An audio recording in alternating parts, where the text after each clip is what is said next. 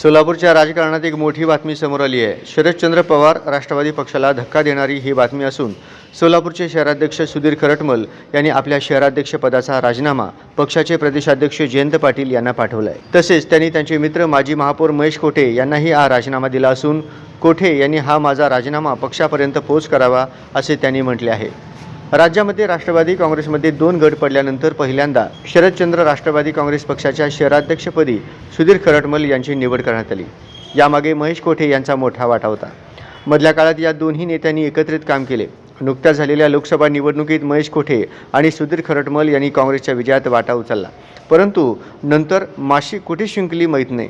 सुधीर खरटमल आणि महेश कोठे यांच्यामध्ये गटबाजी पाहायला मिळाली।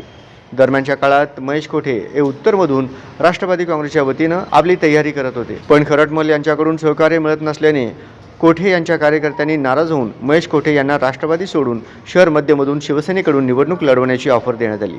यावरून कोठे खरटमल यांच्यामध्ये नाराजी असल्याचे समोर आले होते। खरटमल यांनी अद्यापही शहर कार्यकारिणी जाहीर केली नसल्याने कोठे समर्थकांनी नाराजी व्यक्त केली, पण कार्यकारिणी करण्यामध्ये कोठे गट आडकाठी घालत होता अशी ही माहिती समोर आली आहे।